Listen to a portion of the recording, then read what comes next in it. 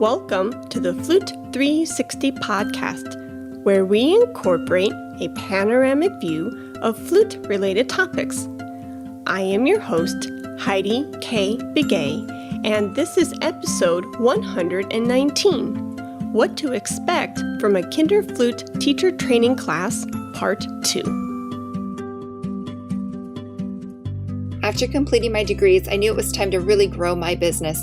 I slowly began to get more and more students in my studio, but I wanted to make a big change and I wanted to teach even better. That's when KinderFlute came in. I went to KinderFlute training, and in those 3 days, I learned more than I'd ever learned in my degrees, ever learned in my life. It was amazing. I met wonderful people that I still keep in touch with, and we share ideas to this day. It is a wonderful camaraderie and an absolutely wonderful experience. You will learn more than you can ever imagine. If you're still thinking about it, stop thinking and just sign up for training today.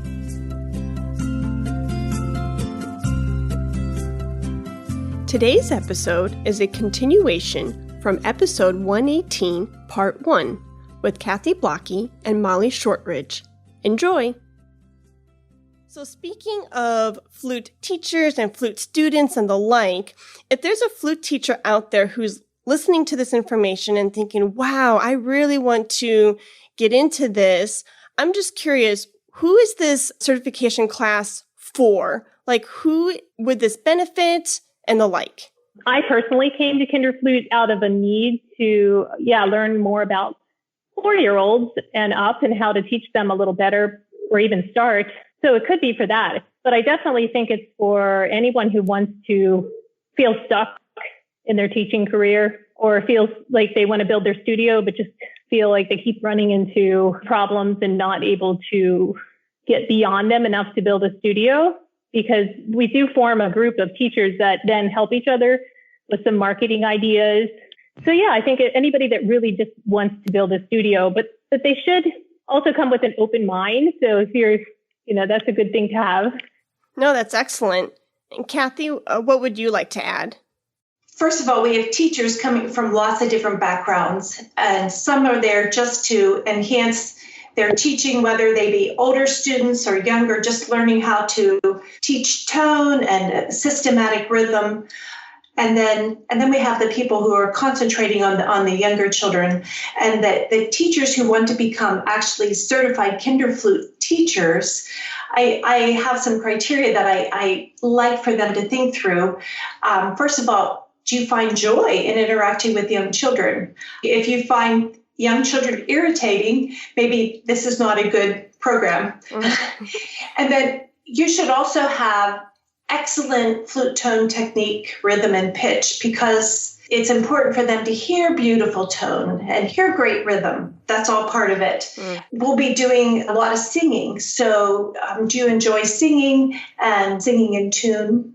You should have an encouraging and a patient and a positive demeanor. That's like Molly. That's just describes her.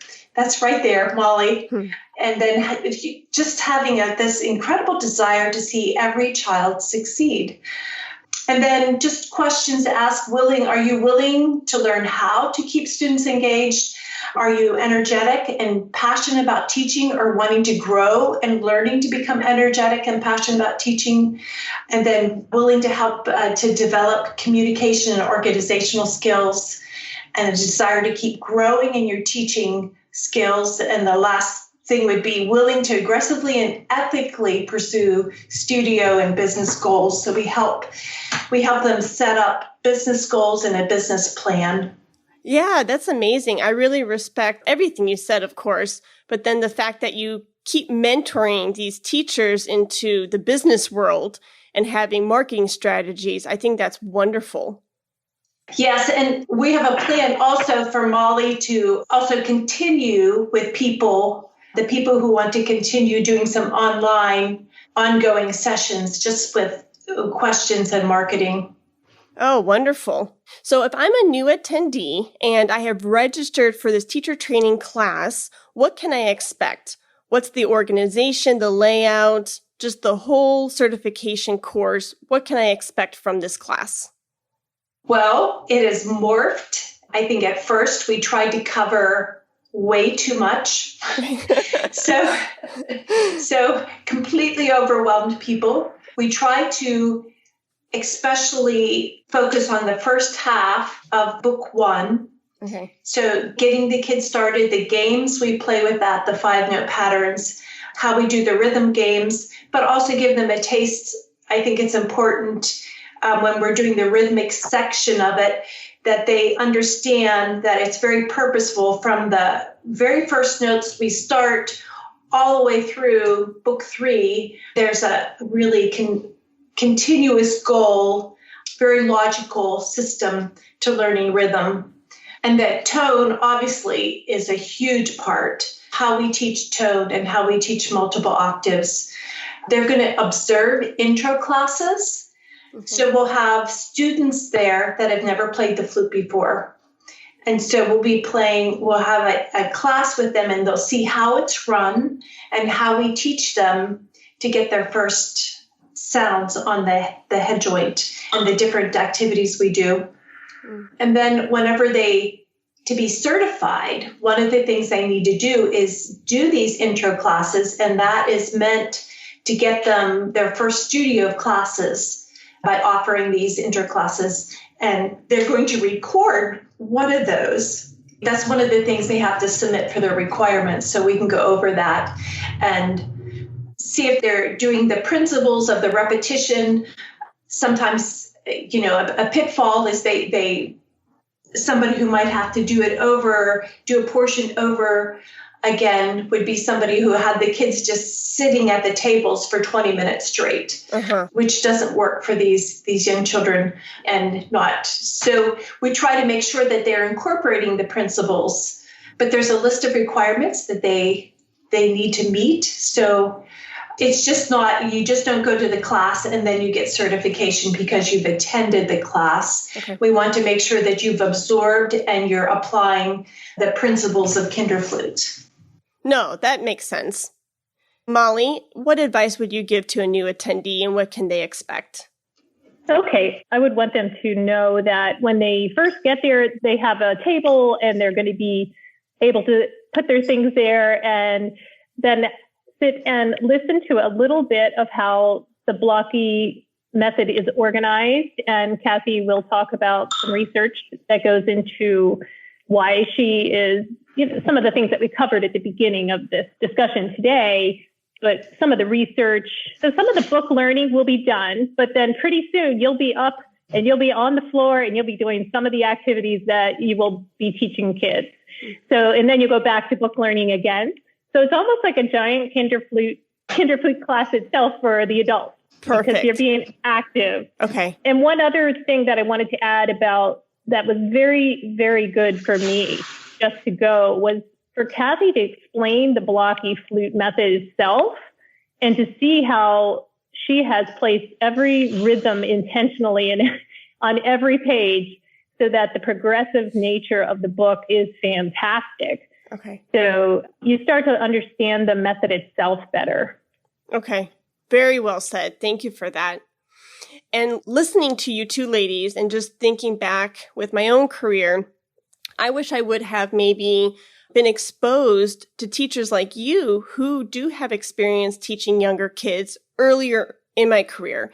And I say that because just to put some little, nuggets and thoughts out to the newly graduates out there. When I graduated with my master's in 2009, I was given a studio of 50, 60 students right off the bat, and I was super blessed. But the catch was I never really had the experience of teaching the younger kids. And so when the 5th and the 6th graders were coming to me, I found myself getting really frustrated, like, oh my goodness, like I know how to teach a high schooler to get into college. Like I'm very comfortable with that repertoire. But when those little 5th and 6th graders come up in the instrument fair room and you're fitting them to see if the flute is a good choice for them, I know a good flute tone, but having to explain it to a 9 or a 10-year-old, oh my goodness. I was like, I just felt overwhelmed. And of course, over time, I'm much better at it now. But that took, time. And so for the graduates out there, if you're finishing your bachelor's degree or your master's degree, And please correct me if I'm wrong, but I would think that this information would be so valuable to a new teacher because guess what? You're going to have those young kiddos coming in through instrument fair and you're going to have to teach a beginner flute class of like 20, 30 kids in your district and you could possibly feel overwhelmed like I did. Absolutely. Okay. Yes.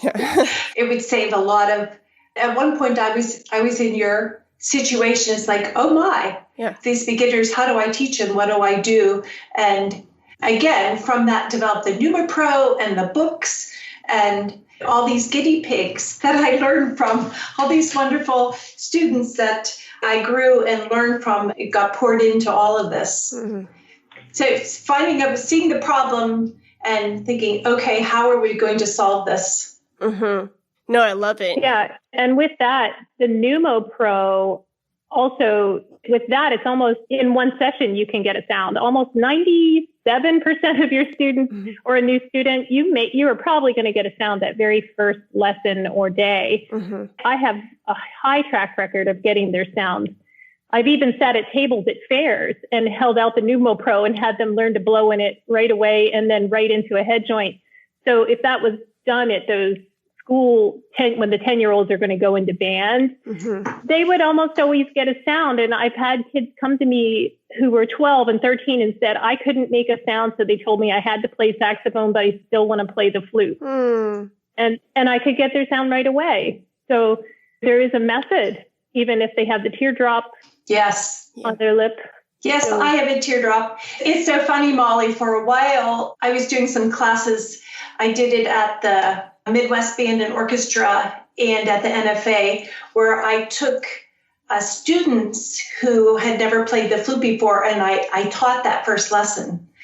And at the NFA, it was the cutest little fifth grader or sixth grader or whatever. She came up and said that she had always wanted to play the flute. And they said, well, she didn't have the right lips to play the flute, so they gave her the trombone to play. And I asked, well, why did you want to play the flute? She goes, oh, I wanted one with buttons. And all the teachers in the audience kind of melted. And she was able to get a beautiful sound within 5 to 10 minutes. We went through the different exercises and preliminary things and using the mirrors and whatnot, and it just wasn't a problem. And we just said, give her that flute. Yeah, I'm also the problem fixer in the area amongst the band directors, it seems. So if they've tried for 6 months with one student and cannot get a sound to this, even after 6 months, they say, hey, we really need help. And oh my goodness, I've turned some students right around. It's been fun. Oh, cool. I know. But God bless the band directors because they have such, they have a lot of... on their plate. They do. It's so hard. And I'm so glad you ladies brought up the Pneumo Pro head joint because that's the other thing that piggybacks off of what I was noticing within my own career, that the Pneumo Pro was being integrated more and more into these beginner flute classes. So again, for the graduates out there, you may want to consider something like this for yourself in your career to really help because you're going to see these Pneumo Pros within these classes. And if you can go in with already your, head on straight and know these things in advance, you're going to really, just feel more prepared because you're going to know what to expect.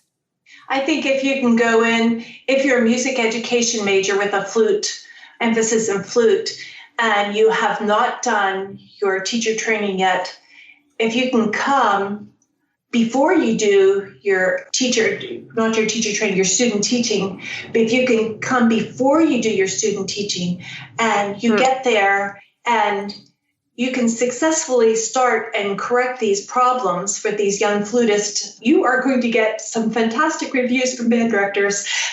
Yeah. No, that's a very good point. So say now I am registered and I'm ready to attend the class. What materials should I bring? Well, this is going to be different because a lot of people are going to be online. Okay. We will have, maybe I should just talk about first, what will we have on site? I just got the Win-D-Fenders in. So everybody will be using a Win-D-Fender and they can purchase it at cost. at the end of the class if they would like. There's also other different methods that our wonderful KinderFlute teacher in Holland has been online showing us other different masks that work great with the flute, how she's created them, and it's pretty incredible about Anamika. So we'll have those options also available. Everybody will have their own 6-foot table in a large room. Then we'll have a large screen with everybody that's online on that also. So there'll be all kinds of straws and Pneumo Pros and packing peanuts and paper wads, and a lot of that will be supplied, and different cups for making breathing fun games. So, but the people who will be online will be giving them a list of things to gather so that they can be having those also. So a lot of the materials will be provided, is what I'm hearing. Right. Okay. And we encourage people to bring, if they have the Blocki Flute Method books, to bring them. And it's a really good idea, if you don't, to get them ahead of time, to be reading through that teacher's manual, because the more, Molly had the advantage of having taught out of the method, so being familiar with it. So it's helpful to be as familiar with it as possible. So I think you'll absorb more. The other thing is that we've had people come back 4 or 5 times, and each time they say, oh, I got more and more each time they've reattended. So if after the first time, hopefully, even if you're online, you can come back the next year, and it's a much less expensive the second time around for this level, and do it in person, because the interaction with the different teachers is just lovely. We're hoping by August that things are already open here. It's in Pennsylvania, but we're hoping more people feel safe to actually come to the class in person. Yes, that in-person element is really crucial. It is important. I think we're going to do everything possible with different cameras, and the place that we're going to have, it's at a church, and they do 2 live stream services each Sunday morning. So they've got strong capabilities, and we'll be working with having multiple cameras up so that it'll be shifting. So we're going to be spending at least quite a bit of time getting that all set up. Talk about learning as you go, right? Yes. Yeah. Or our discussion earlier about how you're never too old to learn something. Never, I'm sure you thought, when you started this 20 years ago, Kathy, did you think, in 20 years, I'm going to be doing a virtual class for this and learning the technological side of things? Right. No, that was not in the back of my mind at all. Yeah. In fact, even a year ago, I had many people ask me, could you please offer this online? And I would always say no. Yeah. We've had people come from Australia and Europe and Taiwan, and they come and they think it's so valuable to be here. So I still encourage people to actually come and be physically present. I think at least one time. Sure. If not the first time, then the second time. Cool. So Molly will be a teacher at this Pennsylvania course this summer. Is that correct? Yeah, as far as all goes well with the coronavirus. Okay. I'll be online either way, but if I'm not there, but I'm pretty certain I hopefully can be there. Okay. I would like to be. I love it. Have you taught in years past with Kathy? Is that what I'm hearing? Yes. Yeah. Okay. Yeah. And how many times, if you don't mind sharing? Wow. I think each year we've given you more and more different things to do, especially the games. And she's now labeled as a master teacher and now a master teacher trainer. So we're gradually giving her more and more areas to be take over some of the teaching. So my goal is in by time I hit 70, which will happen pretty quickly. It'll probably that we have wonderful teacher trainers lined up for this to continue. And not that I'm going to retire at 70, but that transition is taking place. Yeah, and I think I've also served the role of taking them out to lunch. And Kathy, you stay in the room, and I take all the teachers out, or we go to different places, and they end up asking me question after question after question. And since I run a music teaching center, I have so much experience with just the business end of it. I learned by rote. I absolutely have no business background. I just don't know how this all happened, but because of it, I have a little bit of knowledge that I sometimes try to help them with and explore opportunities for them to get their businesses going. Cool. The teachers love that. I think whenever they do the evaluations, they love the interaction with Molly, and they also love observing the interclasses and watching us interact with the children. It sounds like a great time and a great group of teachers and students and just a space for exploration. I love that. So I'm curious, as I was getting ready for today's talk, I saw on the website that there is a list of certified KinderFlute teachers, and I thought that was an amazing resource. The one thing I would like just to be clarified, again, because I'm curious, I saw some teachers were listed as Blocki Flute teachers and others were listed as KinderFlute. Could you please explain the difference?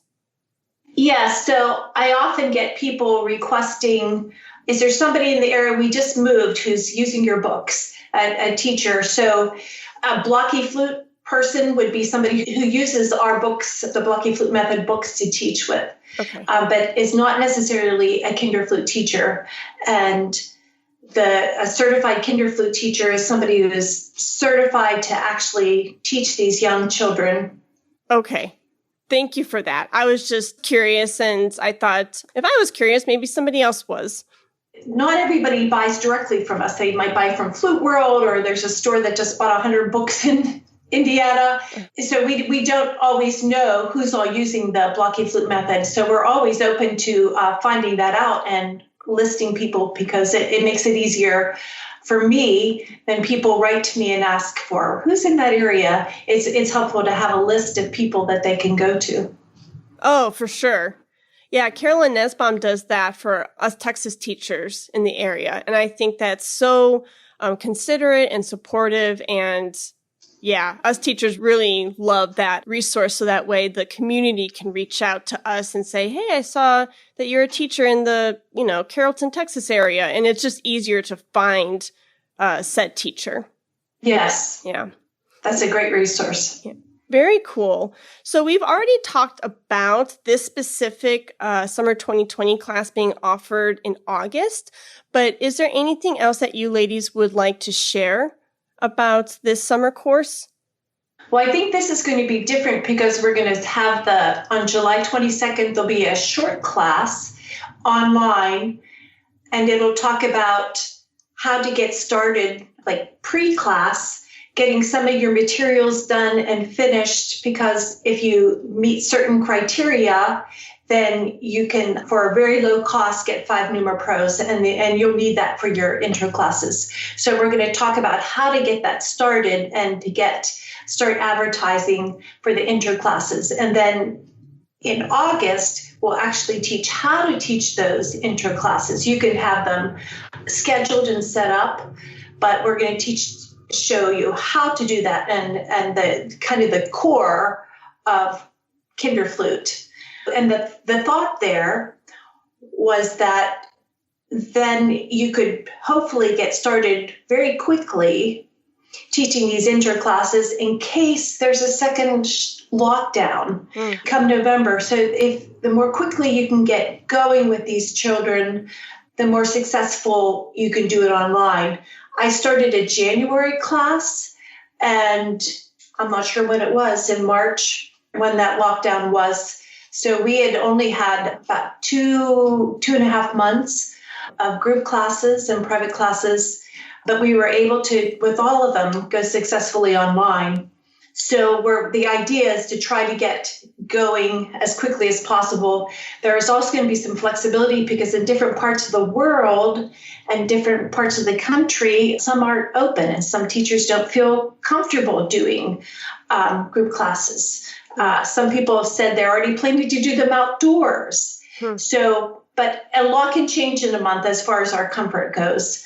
So there is going to be flexibility as far as deadlines. We're going to be open and discussing that. I don't want to make it terribly open-ended because then people put it off. It's best to get going and just go for it.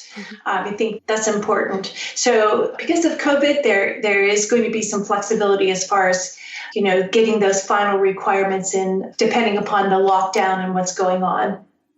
Sure. Molly, is there anything that you would like to state? Well, just that, again, we did mention it briefly, but just like I said, I would help them, all the teachers, with any questions they have. That will be very different this year with me continuing on with online Zoom classes to touch base with the teachers that are in the middle of their training and working toward the certification and have questions. Okay. So that will be there, and that will be different this year. So nice. But I did also want to mention real quick that the things that they will learn can really apply to older students and adults as well. Like we talk so much about the young kids, but Kathy's method, the Blocki method itself, is fantastic with adults. And sometimes I just tell them, I'm so sorry, there's this kid looking, the picture looks a little childish. Are you okay with that? And they say, oh, yeah, that's not a problem. I'll say, well, and the font's bigger in the first book. They're like, that's okay. My eyes are failing. So, it's excellent for any age. And the things that you learn if you go to the KinderFlute training class this summer, it can be applied. You will learn things that will help all your students. I think that is needed because even Kathy mentioned it earlier, and I think you did too, Molly. I'm sorry, I can't recall. But you could possibly get that student at 13, 18 years old with some really bad habits. And you have to say, all right, this is going to take a couple months. Let's, scratch it. We're going to go back to basics, refix this, issue, and then send you on your way. So you're going to find whether it's a college age student or a graduate student, needing to refigure out their embouchure or, whatever it is, some kind of foundational element. We can definitely, apply this to any age. And I'm glad you brought that up. And absolutely, even a lot of older students come in and cannot read below the B. They can't read an A, they can't read a G, they don't read F very quickly down on the bottom of the staff. So I often pull out Kathy's Duet book and have them read the second part. And we go through the second part of the Duet book together, which is excellent because there's tons of low notes they get to learn. So just remedial, and they can also play really fast on higher notes, but they can't do anything on the low end. So I run into that a lot.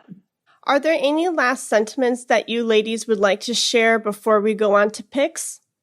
I think it's just obvious. We love teaching. We love sharing. I love to see how these teachers grow and develop and all the ideas that they come up with. I think about my garden right now and it's growing. I feel like the teachers come and we grow all these entrepreneurs. That's what they are. I love that. Molly, is there anything you'd like to share? I think I don't have anything else. Sometimes I go right into picks so fast and my guests are like, whoa. I want to say this, and that. And so I just wanted to give you ladies that opportunity to speak from the heart if there was something that was not said earlier. I just love working with Kathy. Kathy Blocki is a creative source that never runs out of ideas, and her energy is amazing. So, and likewise, Molly. Molly, I think that first year there created one game that it's still one of my kids' favorite games. It's using dum bum bum da dum bum bum da. It's a beautiful little Verdi melody, and she created a game with Duck-Duck-Goose. And you're tapping the cups, thumb, thumb, thumb, and passing the cups. And they're feeling the beat, and they're feeling the lovely melody, and they're feeling the sequence. And we dovetail in our ideas. We kind of intersect so well. That's amazing. And it's so good to have those women and men and those colleagues in your life to keep inspiring you, the teacher. And it makes it exciting for us, too. Yeah, absolutely. So I do this fun little segment at the end of the show called Picks. It can be anything under the sun. What's your pick for the listener today, Molly? I chose a book called A More Beautiful Question by Warren Berger, which I read several years ago and absolutely adored because it talked about how when children are first starting to talk, 3- and 4-year-olds, they ask hundreds of questions a day. And as they progress and go into the educational system, they are quieted down. Now, sometimes I think they've learned a lot in those last couple of years, so maybe they don't need to ask as many questions. But at the same time, we do tend to quell their questions and not think that questions are important. So the book is about trying to get your student or anybody around you to just ask more questions in order to make a change. Okay. So yeah, it's excellent. I have used it in my teaching. Like one time I had a student who literally never got the articulation correct, never read her articulation. And this is a smart kid who went into college to be a composition major. And I just said to her one day, what is the one question you want to ask yourself right now? She said, why don't I ever remember? And she started to cry. Well, I think that actually will start to get her to remember the fact that it was an emotional response to that question that I posed. And then she came up with a question. So teaching your kids to question, themselves. I actually did it yesterday with an 8-year-old. And I did it also with a 10th grader who was scared of one of the exercises in the book. And we talked about what is it that when you first look at it, what scares you first? And that made her start to think. And I said, what you need to do when you're home and practicing is start asking yourself these questions. What is it that scares you first? What's different from the other ones? And in that, they can develop their own questions and begin to change because of it. They may not come up with an answer. But the book is really all about that. It's awesome. No, I love that. I'm going to be asking myself that question today in my practice session. What scares you, Heidi, about that line right there? Cool. And Kathy, what is your pick for today? Well, I was debating between my gardens, because that occupies a lot of my mind. But I thought I'd share a movie that I guess has been around for a long time, but I just saw for the first time, and I absolutely loved it. I was so inspired by it. It's called Hidden Figures, and it's an older movie, but if you have not seen it, you just have to watch it. It's so inspiring.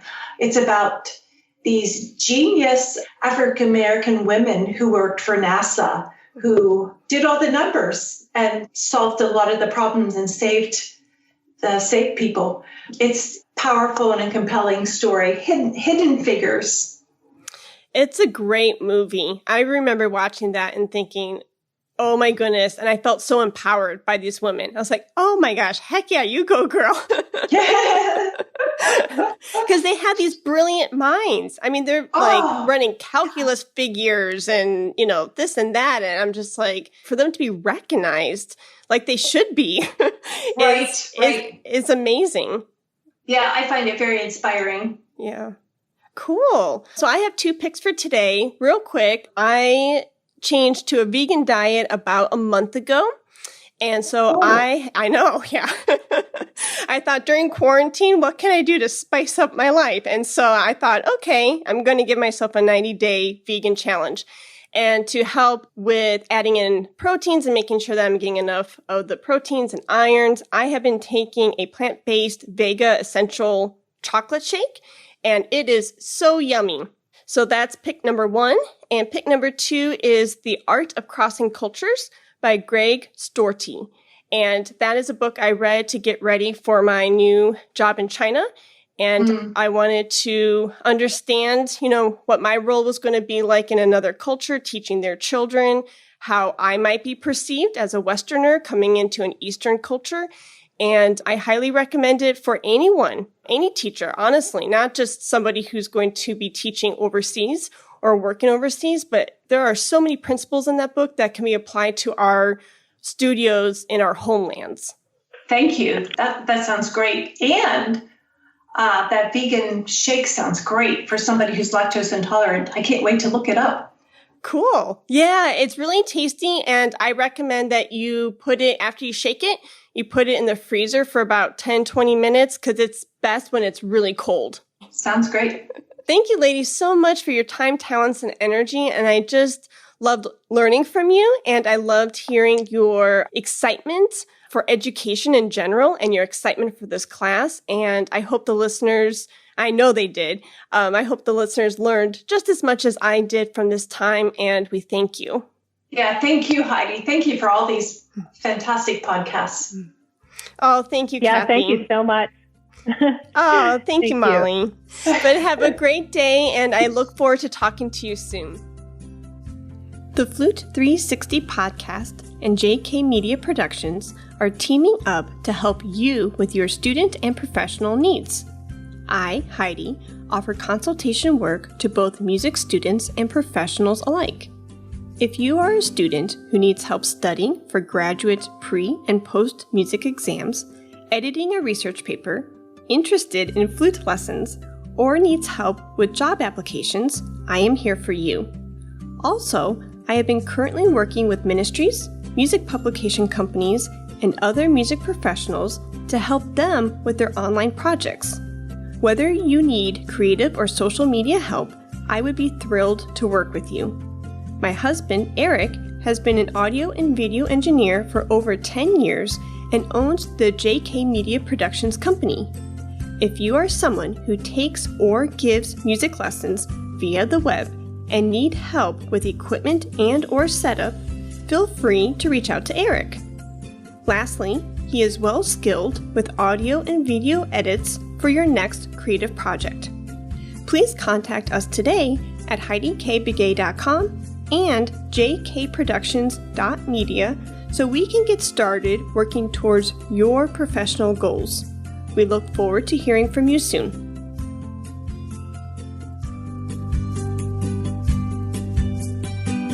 Let's talk about flute.